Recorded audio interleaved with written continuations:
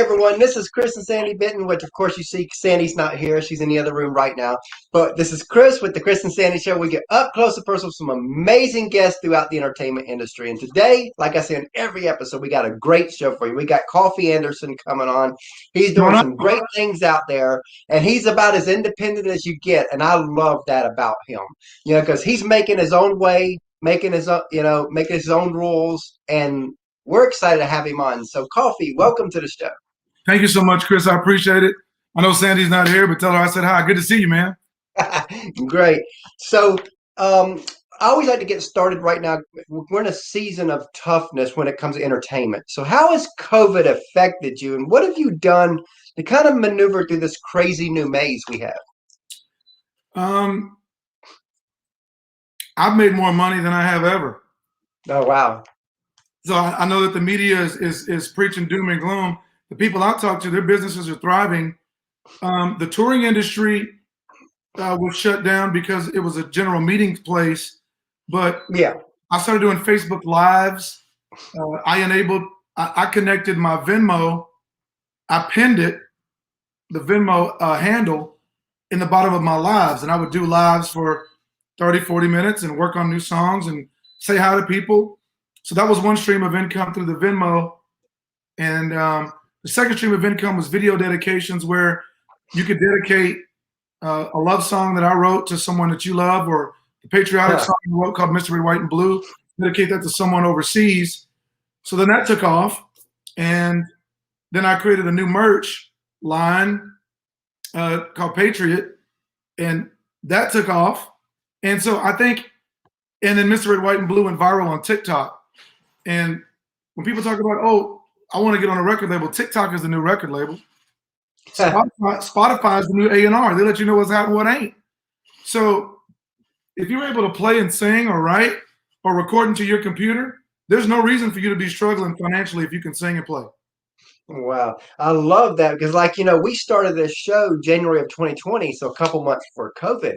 Right. And our original plan was 100 interviews our first year. We thought if we could do that, we would be ahead of the crowd and all that. And then COVID happens. Right. And I remember telling Sandy, I was like, this may be our silver lining because we might be able to get people on. Everybody's home. Yep, exactly. Everybody's home. And a lot of bigger artists might be willing to give a new show a chance. And because of that, we ended up doing over 300 interviews last year. And we even had people like Randy Travis, Lee Brice, Sarah Evans on. And so it's been really crazy. So for us, like with you, COVID has in a way been a blessing for our show. Absolutely. People have to adjust. Even with the music industry, when I talk to major record labels, now they're adjusting because you have to. And there's some record labels that haven't adjusted. So they're an arrogant dinosaur. They have no idea that releasing one song to radio is not going to break an artist. It's not. Not nowadays. When artists go, well, I'm moving to Nashville or I'm moving to LA to get signed. Why? There's only 13 spots. There's only 13 spots on radio. So you got Carrie Underwood, Brad Paisley, Miranda Lambert, Blake Shelton, Florida Georgia Line, Luke Combs, Luke Bryan. You got Darius. You got Maren Morris. You got Kane Brown. That's how. And now you got Gabby. Now you got Gabby because she got a smash. Then you got to deal with Maddie and Tate because they got a smash. Yep. Then you got Mitchell Tenpenny. You got John Party. That's 15. Where you gonna fit in at? You better start writing and blossoming where you're planted. Go to Nashville and record. Go back home and be the man.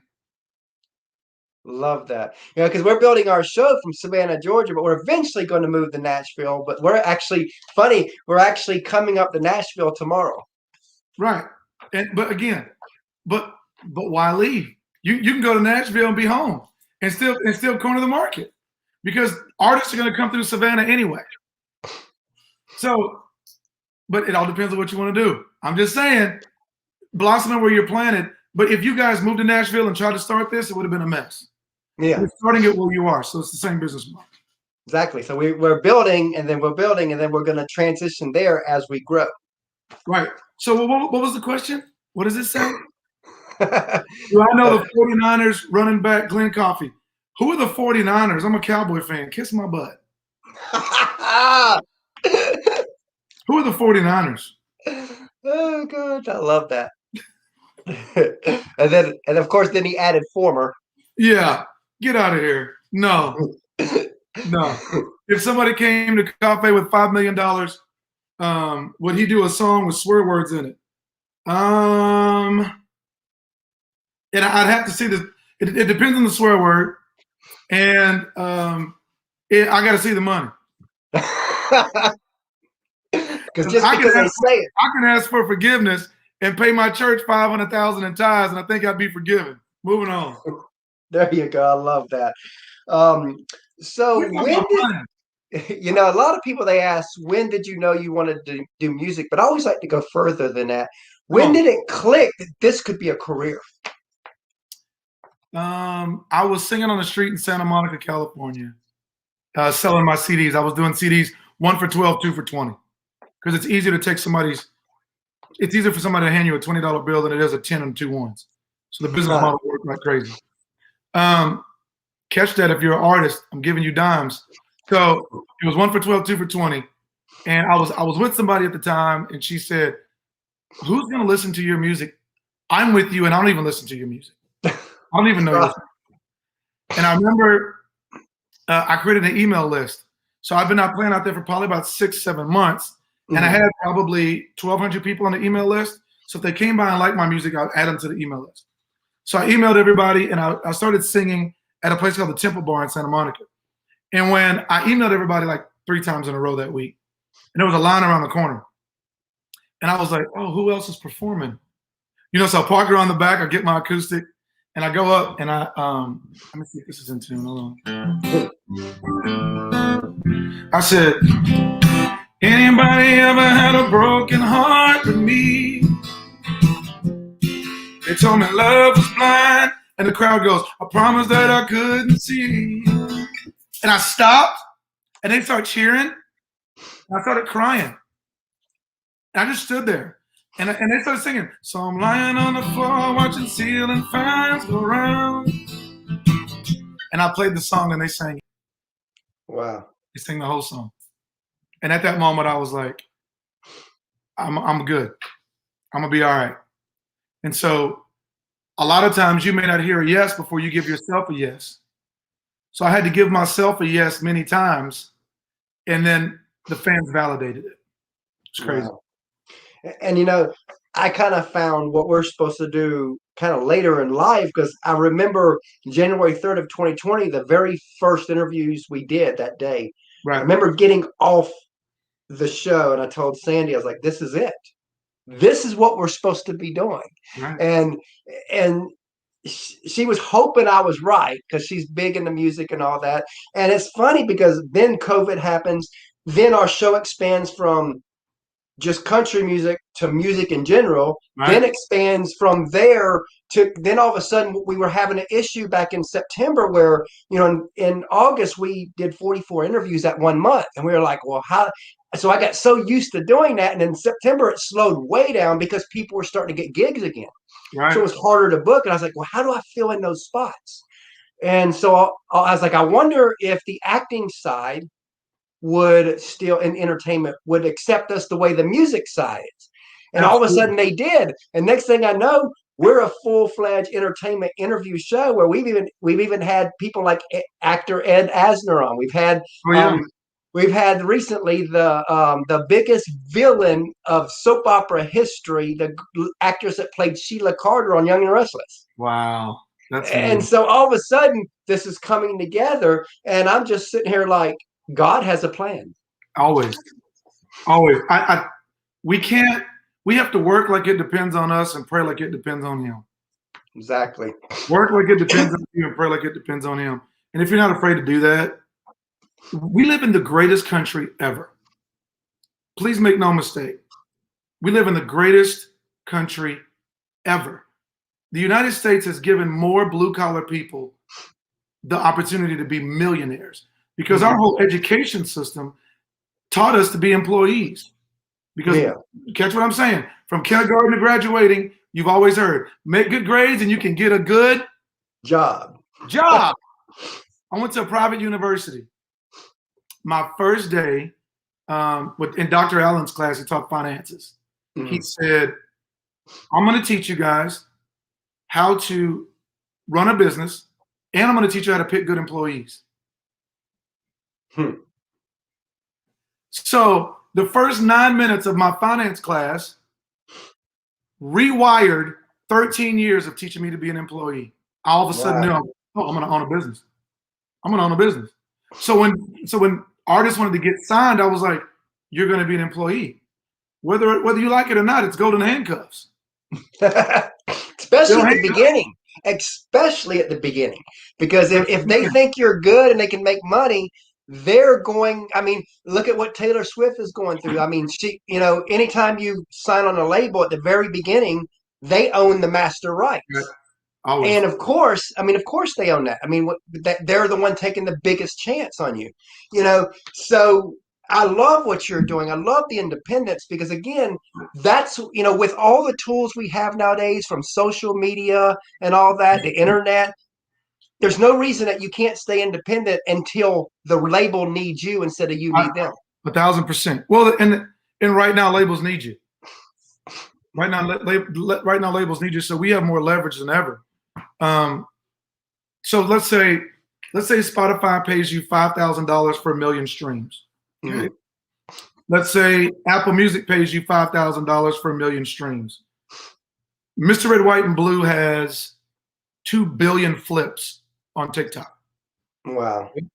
2 billion flips, 2 billion. And people have been buying it. It's been on the charts like crazy for almost a year and a half, steady. And say it gets 3 million streams a month from Spotify. It gets 2.5 million streams a month from Apple Music. All of a sudden, you're looking at $30,000 to $40,000 a month residual off of one product. Yeah. Not to mention record sale, not to mention hard copies, not to mention performances, not to mention downloads. We're talking about specifically streaming coming to your house. So for independent artists, you only got to be right once. I sang in San Angelo, Texas, 3 weeks ago.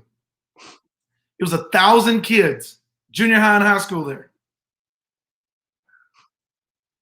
1,000 junior high and high school kids at this performance. I started playing Mr. Red, White, and Blue. They all pull out their phones and start doing this. It's the guts and it's the glory. They sang it. So after the show, kids are coming up pictures and did selfies and the whole nine. And I'm going, dang. All right.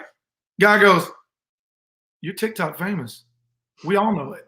Oh, wow.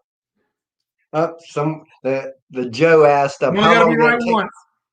Yep, Joe asked, how long did it take to film the video Red, White, and Blue? I thought that video smoked it. Speaking as an Iraq vet, following it up, where'd you get the truth? Okay, so Mr. Red, White, and Blue was a video that I had paid a Hollywood movie director to film for me.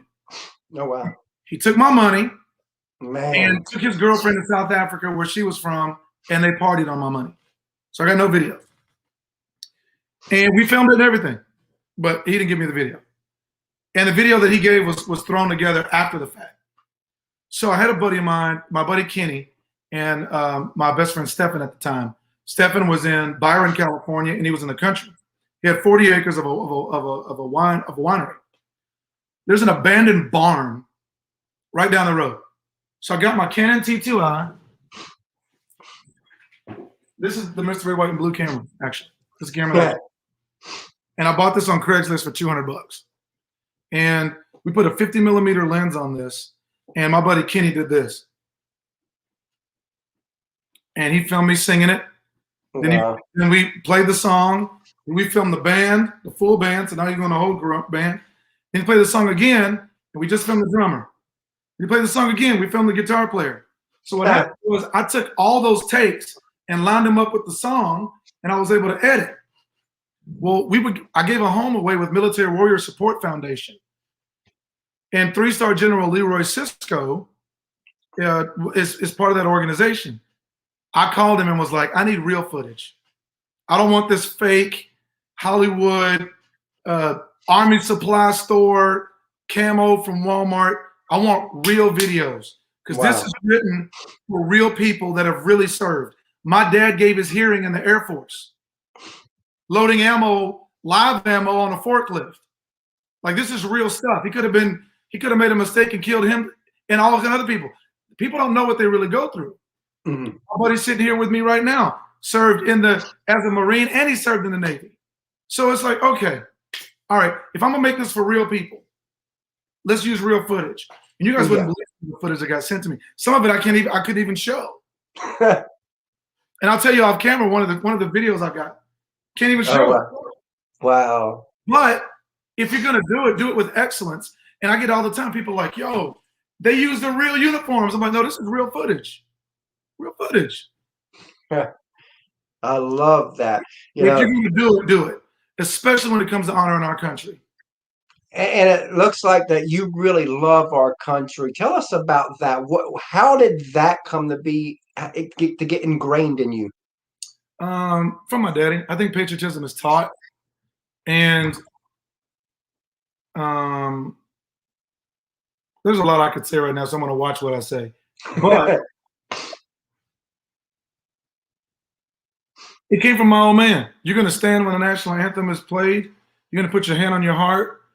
It came from our school in Texas, in Bangs, Texas. Alvin Hutchins was our principal. I was a flag boy. Me and my buddy Keith Metters. Oh, wow. Were flag boys. So when it rained, we had to go get the flag, take it down, fold it. Don't let it get wet. Don't let it hit the ground.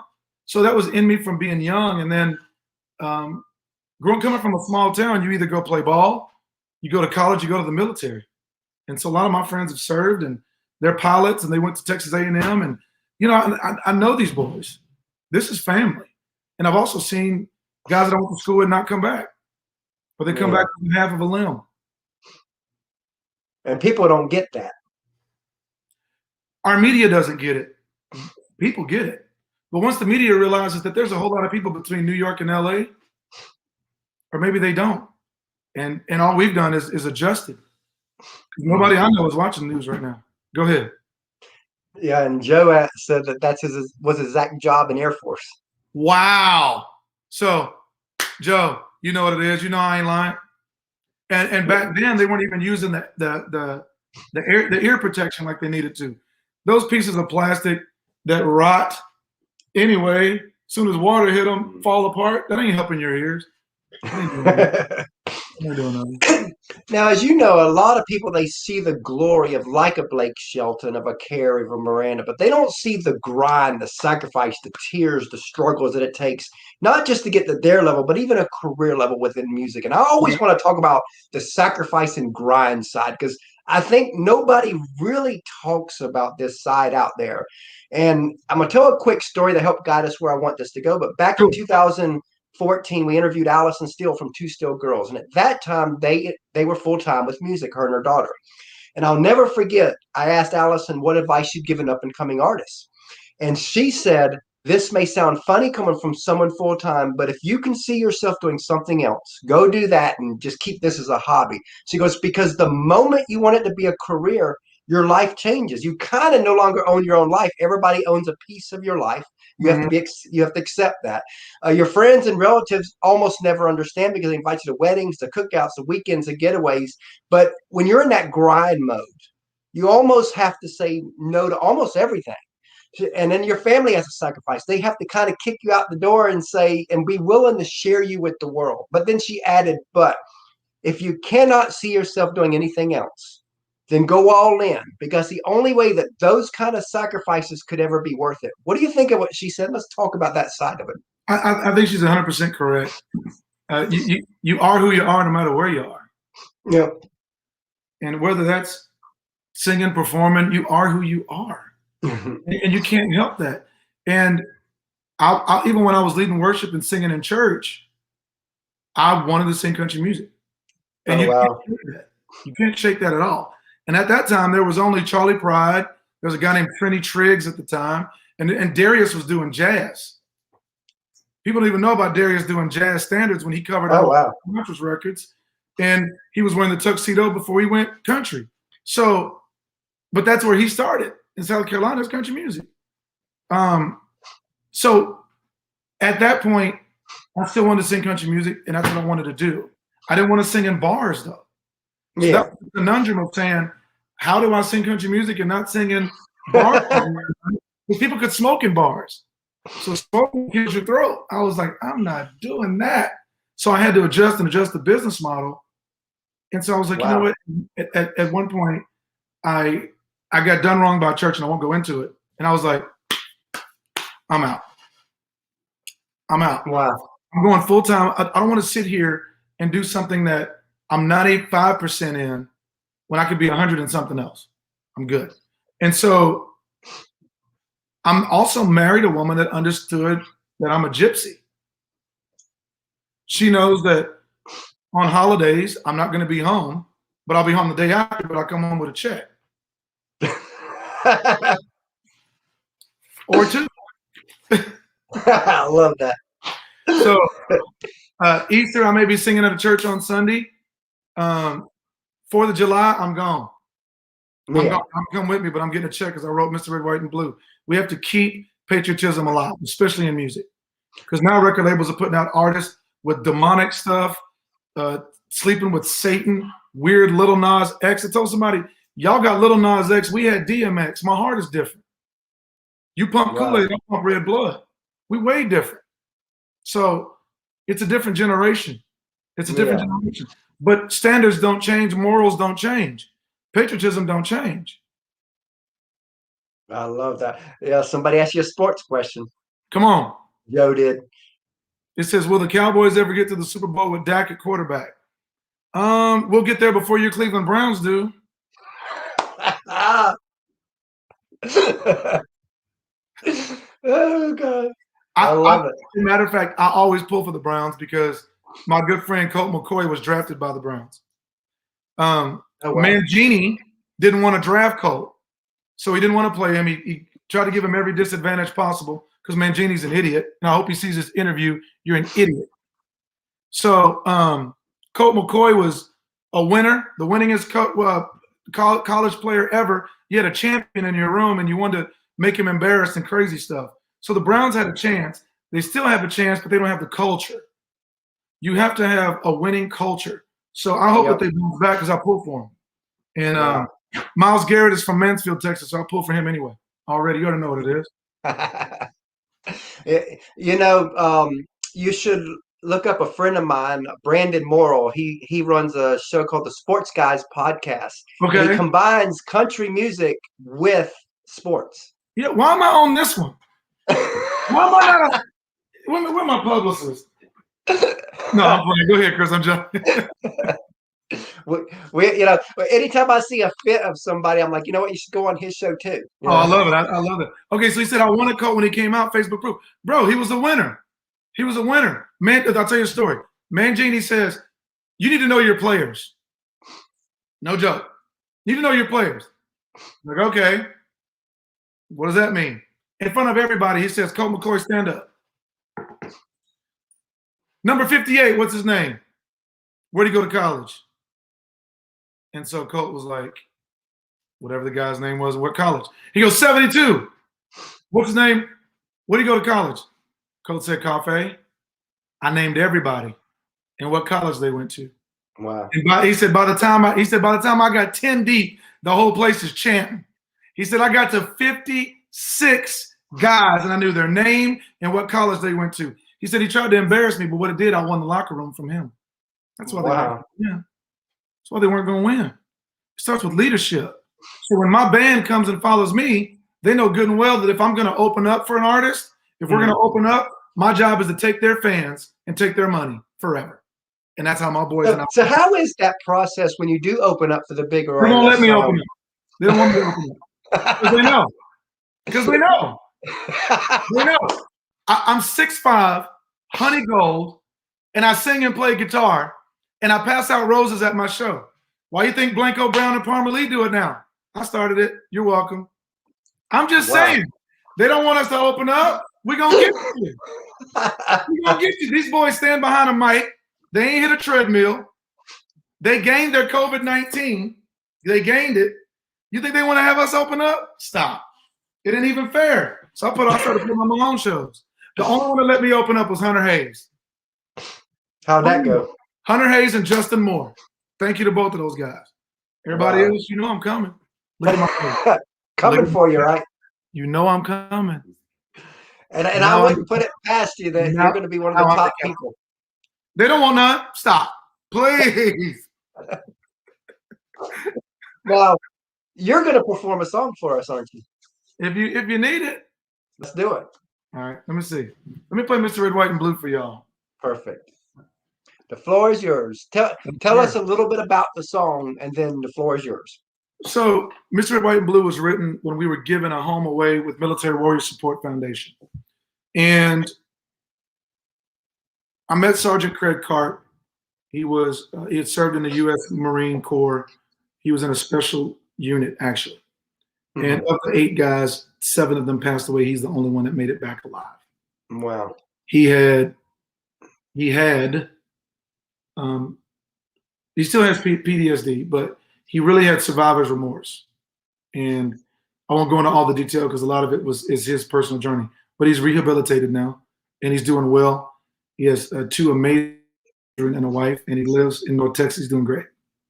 But meeting him, even when I clapped, laughing, he jumped. I literally hugged him because I'm a big dude, so I hugged him over his shoulders and patted his chest. I was like, "You're good. You're safe. You're good." Wow. And I put my guitar over my shoulder, and I started walking around the arena in Abilene that day. And walking around the arena, I started strumming.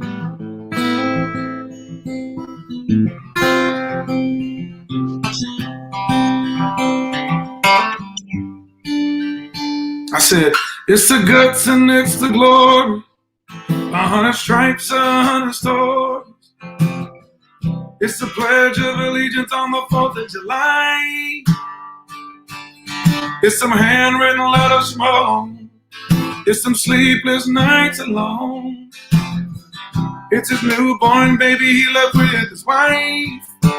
Mr. Red, White, and Blue, lay down his life.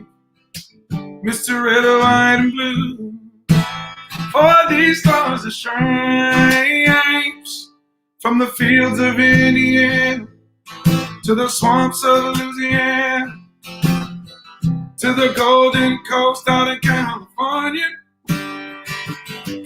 Uncle Sam's the only family he's got. His Purple Heartbeat won't stop. And his 18th birthday was the day he was born. Mr. Red, White, and Blue, lay down his life. Mr. Red, White, and Blue, for these stars and stripes. I got a call one day. My phone rang and said, "Is this Coffey Anderson?" It was him this morning. She said, "My name is Taya Kyle.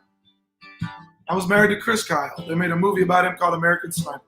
Wow. She said, "We are dedicating his gravestone.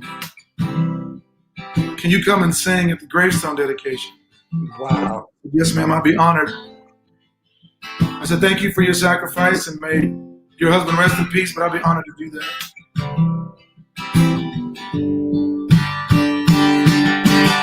He was the man of the house when he was born. His family is proud, but they're torn. And if you knew him, you would understand. 'Cause we were raised on how to be brave, just to see our flag still wave. But then he came home with only one hand. Mr. Red, White, and Blue, lay down his life. Mr. Red, White, and Blue, for these stars and stripes.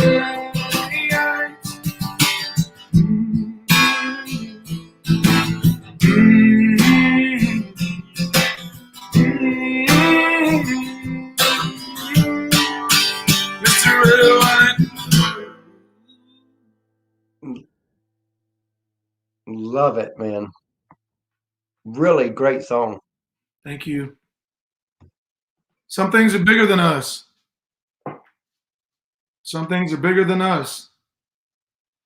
Yeah, Joe said he's holding up his lighter. My man Joe, listen.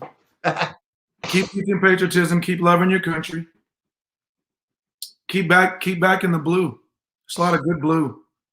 There's a lot of good blue. And they come in every skin tone. And there's some idiot cops out there, and we're weeding them out. Weeding them out because there's good people that want to serve and protect your family and mine. It's good people that want to serve and protect your family and mine. So we ain't changing over here. Add me on Spotify, add me on iTunes. And for those of you that like Mr. Red, White, and Blue, go to CoffeyAndersonMusic.com. And what that's going to do is it's going to enable you to get the CD for free. I want to give you that CD. We'll collect your email and collect your information as well. But you can get the CD for free. And if you want the download, go to CoffeyAnderson.com and you can download it. That's, I think, $3 less than what you would get on iTunes. But add me on Spotify and add me on iTunes. But yeah, go to CoffeyAnderson.com if you want the download. If you want the CD, go to Coffey Anderson Music and my team will ship that to you. You just pay the shipping and handling, you get the CD for free. Love that. Now, as you know, a lot of people, they see the artists like you, but they don't see the teams behind them. And in my opinion, the teams never get the love they really deserve. Right. So take a few moments to tell us about the teams that help you be who you are. I get probably 50 booking requests a week. And so I've never had to have a booking agent or anything like that. So I actually had to hire someone to answer the phone for me. Her name was Glenda. So Glenda, you do great for doing that for me. And what it does, it gives me time with my wife, it gives me time with my family. And I think my buddy Kenny, my buddy Jason, who's actually here, he flew in from California so we can film some social media stuff. Because right now I've always done it all. And if you watch my show on Netflix, Country Ever After, you'll get a chance to see that I started out in the garage building this business. But it's gotten so big and so demanding that in order for me to have time to still create, to still work, and my band has been awesome. I mean, Damien has been great as my musical director. Jason, everybody knows him as Big Red, and he's been awesome as my drummer and accountability partner. So when I'm on the road, he makes sure that I sign autographs and I make it back to my room safely and alone.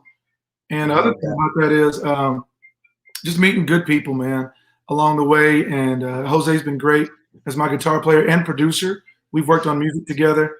And then we got a new guy named Wes Barlow who plays fiddle, who's been great, but also the bands that have helped me. And my buddy and business mentor, Stephen Lear, has just really helped me and cultivated a lot of business sense for me, which has been awesome. So, yeah. Love that. Now, we've got a third co-host that we always bring on, a little 9-year-old. Ask a few questions. I always say third, even though Sandy's not here. It's funny, it's up to the habit. And hopefully Sandy's listening so she can hear it. Send him in. But he loves this part of the show. And we got a 2-year-old little daughter that when she gets older, we'll be plugging her into the show. Oh, we are a family affair show.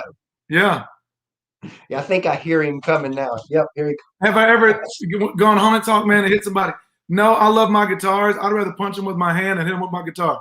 What's going on, man? Hi, Coffee. So it's going good. So what's your favorite food? What's my favorite food? Seafood. Whatever I see, I want to eat. No, probably Cajun food. I love my dad's Cajun. I love etouffee. I love gumbo. I love crabs. I love shrimp. I like rice. I like smothered okra with andouille sausage. I like shrimp and grits. Anything Cajun, I'm with. For real. And what's yours? Mine is pizza. Oh, yours is pizza? What's your name?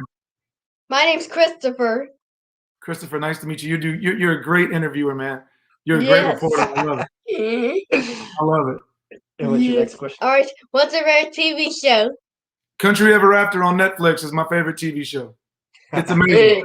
The whole family can watch it. It is family friendly, and it is country, and it's not staged. Go ahead. Sorry. Okay. Well, so mine is SpongeBob. Is it? Yes. Oh, you got to watch Country Ever After. SpongeBob's a weirdo. What are you doing? I'm looking at your parents right now. What are y'all doing?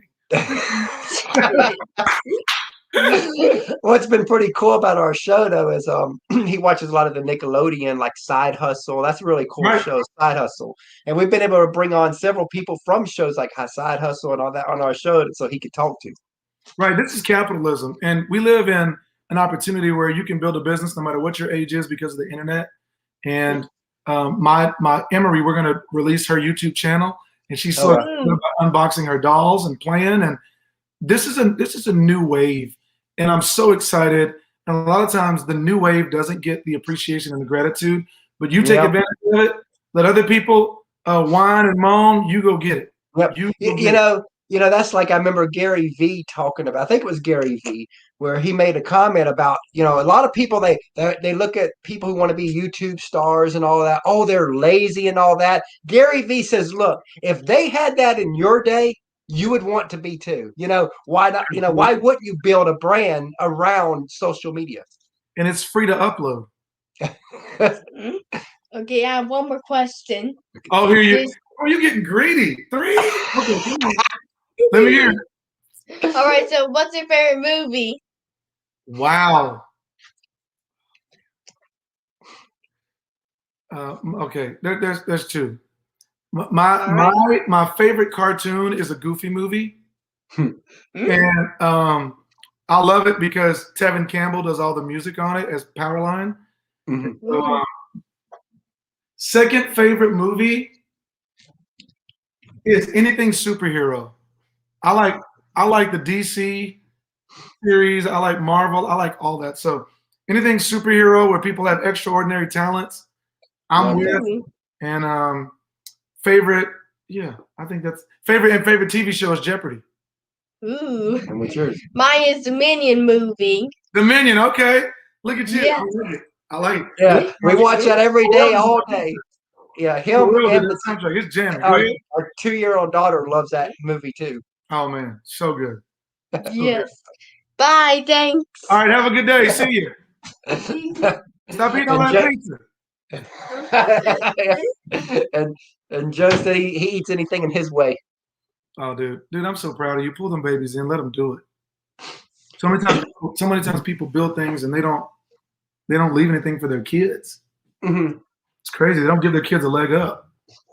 Yeah, and ain't that what capitalism is all about? Is, you know, building something to where you're, and even if they don't take over what we do, at least give them that stepping stone. Give them a chance. Give them a chance. Give them a chance. Because, like you said, there's so much opportunity out there in this world right now, because of social media, the internet. You know, you almost have to try to not make it. Right. And some people do. And COVID has made people lazy. People can sit home and get a $600 a week check. That ain't no money. Not for what you want to really build. Get up. Let's go. My favorite movie question has an answer that changes based on who the question's asked. That's true, because I like some twisted movies, and not everyone knows that. Yeah, there's some twisted stuff out there. What's a twisted movie? Let me think of one. I can't think. Like twisted, like the scary, Or Exorcist. or like Exorcist. Friday. Like, Oh yeah. good movie. I think the worst. Anytime I see Mark Wahlberg in a movie, it's gonna be terrible. Every time, you know, what was the movie he was in when he was the boxing movie, the movie with The Rock, horrible. The movie with what's the dude with the big old head, the comedian. He looks just like the drummer from Red Hot Chili Peppers. Ferrell. Oh, Will Ferrell. Will Ferrell. Oh man, him and Mark Wahlberg. Anytime I see Mark Wahlberg, I'm like, here we go. I can't do it. I can't do it. Yeah. He's still doing curls though. He's still doing curls. I ain't mad at him. What else? What else, Chris? So if you could co-write with any artist, dead or alive, who would it be? Oh man, Tom Petty. Oh wow, Mm. that would be awesome. Yeah, that makes me sad. Tom Petty would be a no-brainer for me. Stop. That's another the baby face. Quit. He hates me. Another story. I can't even tell on this. Dude, I'm a real dude. You can't. I ain't here for the Hollywood whatever. Tom Petty is who I write with. Florida Georgia line. I think they don't miss. I think they don't miss. And yeah, they're good. Jimi Hendrix. I got a couple blues songs, but Jimmy's my favorite. Anything. I think I just get caught up watching him. He's my favorite everything. Yeah. Go ahead. What else? Come on. So there's probably 1,000 answers to this one, but what's a song you wish you wrote?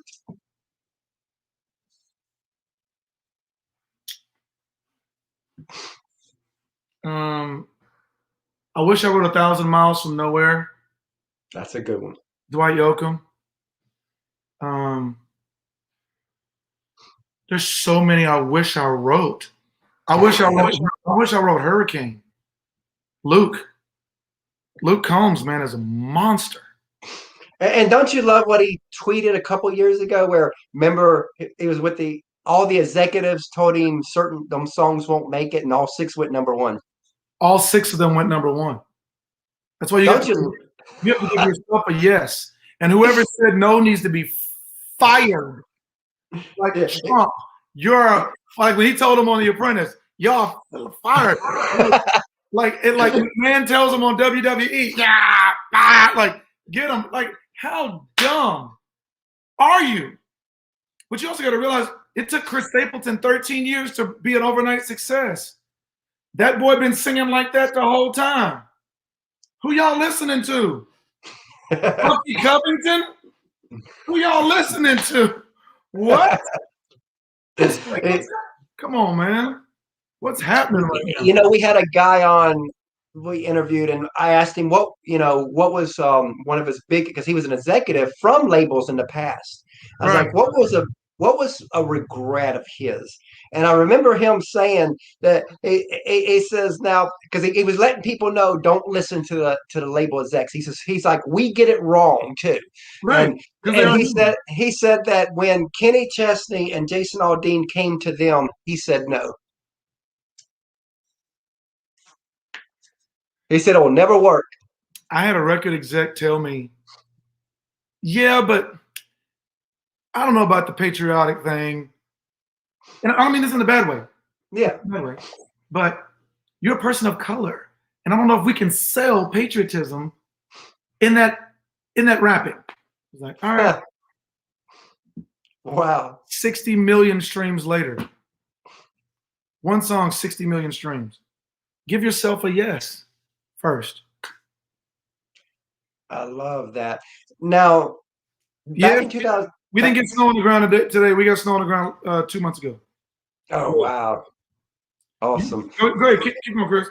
You know, back in 2015, we got to interview Kelsey Ballerini, and one of the questions I asked her was where she wanted to be in 5 years. I always like to tell this story before I ask the artist that same question. But the answer Kelsey gave us all like 6 years ago was almost to the T of what she's living now. I mean, she knew where she was going. No, like you said, give yourself a yes. She gave herself a yes and then some. Right. So knowing that, where do you want to be in 5 years?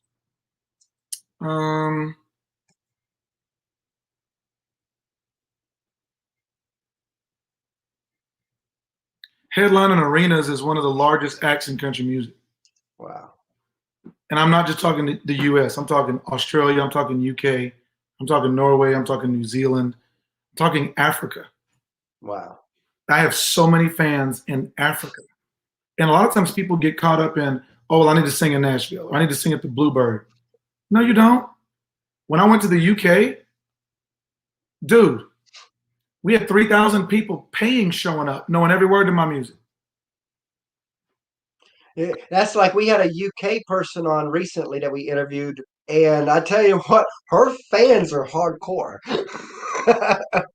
over there. I mean, it was like they all participated. Because to some people, she's Kenny Chesney, and to some people, I'm Aldean. It is what it is, man. It is what it is. Love that. Now let's look further down the road. Let's say that 15 years down the road, you're a success on a grand scale. Whatever that looks like for you, you're there. If the person you are today could meet him, your future successful self, what would you remind him? Take care of them babies and make sure that they're set up so you don't have to work anymore. Make sure Emery is going to be the singer, entertainer that she truly is without even trying. Make sure Ethan knows how special he is and how different he is from everybody else.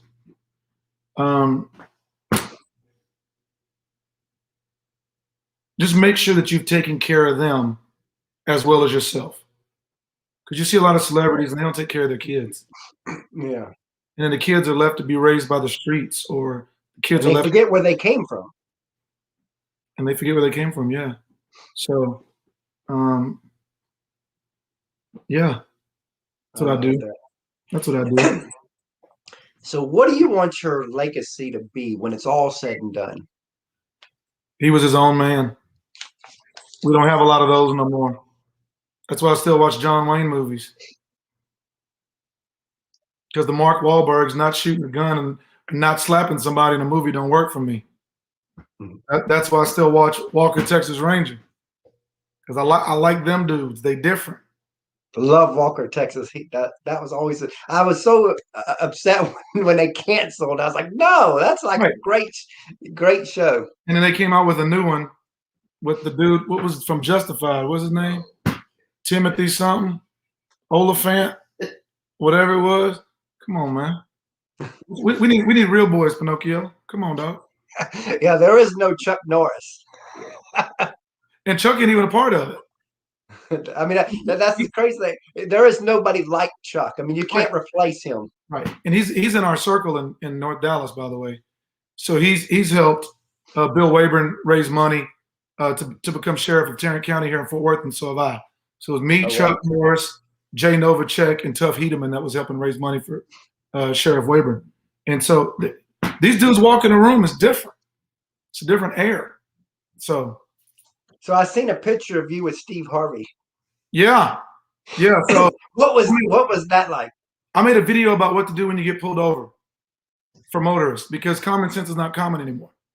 Mm-hmm. So in that video got 38 million views.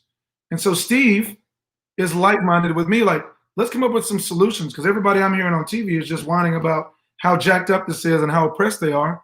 Well, let's come up with some solutions then. So Steve flew me out to Chicago, put me in the nicest hotel there, and had me come on his show and talk about being a solutionary. And so it is first rate. He is high class from the jump. And he started from nothing. So he gets it and I get it. And I love him because, in fact, he's one of my dream interviewers to come on, hopefully one day. But he's anytime I get down, of course, because we're chasing the same dream y'all are, just a different platform. We want to be the Bobby Bones, at least. And so when I get down, like it don't seem like it's going fast enough, I will pull up his Apollo story. I have probably watched that story hundreds of times, and I still tear up in it every time, right? Because it's so emotional. It's like God had him here one day, and then it was like all of a sudden he was ready to give up, and that break happened. Come on. And at some point, whenever the Bible says, I'm a jealous God,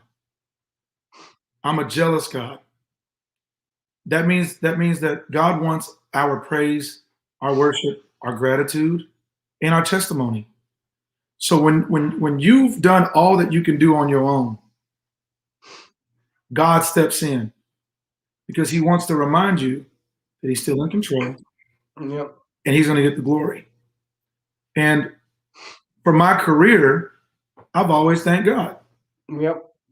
Because at the end of the day, when family leaves, when the ones that love you tell you nobody's listening to your music, when record labels tell you it's not going to work because you're patriotic and you're brown, when people tell you you're crazy, but you still go back and release it.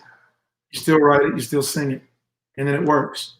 And then you realize there's millions of us just like me, who just don't give up like me. Might just be the next best thing, but not quite me. So, I'm just saying that works. That's like I get private messages all the time from people who have had podcasts for years. And they're like, how are you getting these guests on your show? I'm like, it's all God. There's no reason for Sandy and I to be where we are having some of the people that we have if God wasn't included. There's no way we could have done this in this short time. Right. And somebody put Cleveland's own Steve Harvey. But he had to leave Cleveland to be successful. It's one of those things that you got to be crazy enough to try it. And you have to be faithful enough to ask for help from God. And a lot of times people don't believe in God because they've been dealt a crap sandwich. Mm-hmm. Or you've been dealt a bad hand. So have other people. Get over it. Nobody's here for the pity party. And the pity party always has an audience of one. Always has an audience of one. So get over it. Come back to the winner's circle. Start winning again. We're waiting on you. Absolutely love that. So as we come to a close here, what's next for you? Working on new music. I'm always working on new songs. And my single Back to Blue comes out April 22nd, which is Thursday. I love that. And I'm gonna be me, man. I don't know what's coming next. I know that we're working on new social media. I'm gonna start teaching artists how to sell music like I sell it. Mm-hmm. I have probably 13 or 14 streams of income from my music. Oh, wow. And so artists don't know a lot of those things. So I'm going to start teaching them. So go to themusicmogul.com. Oh, my goodness. Can get that information. How pretty girl? Yeah. We thought we'd pop in here. You're an hour late. What are you doing? Say hi. Hi, sweet girl. How are you? Baby Shark, Baby Shark. Oh, she loves Baby Shark. She has one of the toys. Baby Shark. Yeah. Baby Shark. Come on. Come on, Caitlin. I love it. Awesome. Sandy, thank y'all for what y'all do. Chris, thank y'all so much for giving artists a chance to talk and even entertainers and now actors. And I just see this thing growing for y'all, and it's going to be huge. But thank you for reaching out to us, and I appreciate the help of telling my story, because that's what binds us together are the testimonies and the stories, and what makes us work and tick. And now I know that you guys started like I did, with a love for interviewing people and wanting to expand and grow and hear their story, because that's why it's called Up Close and Personal, because our plan was to get the story. All the other people talk about music, and and as you know, we've seen a little bit of music too in here, but I would rather hear their story. I want to know the background, why they did this and stuff like that, and that's the whole purpose of the show, is to get the stories out. I love it. Well, thank y'all for having me. I appreciate it. Well, tell everybody how they can reach out to you. CoffeyAnderson.com. Coffey is spelled like the drink. It's like the drink, only spelled different. COFFEY. Anderson.com. You can watch Country Ever After on Netflix. We partner with Mark Burnett, who created Shark Tank, The Voice. He created a show called Survivor. And we created with Alex Baskin, the genius who created Housewives of Orange County. And we made a family-friendly reality show about my wife and I. Me being a black country singer, and she's a white dancer. So she danced with Britney, Snoop, Diddy, Kanye, ESPN. Wow. She's in Hannah Montana, the movie. She's in Alvin and the Chipmunks, the movie, Alvin and the Chipmunks 4. So we're an entertainment family. You have to watch Country Ever After. It will make you cry. I will definitely check it out. Yeah, and you can put it on for the whole family. So there's not a reality show that anybody can watch with the family. There's not a show you can watch with your whole family. That's true. That's pretty much true nowadays. You can't like sexual orientation or trans or just subjects that kids don't need to know about right now. Absolutely. Like, kids. Our show is for kids. So it's good. Awesome. Yeah. We really enjoyed having the show today, and we look forward to having you back down the road. Awesome. Thank y'all. Thank you for having me.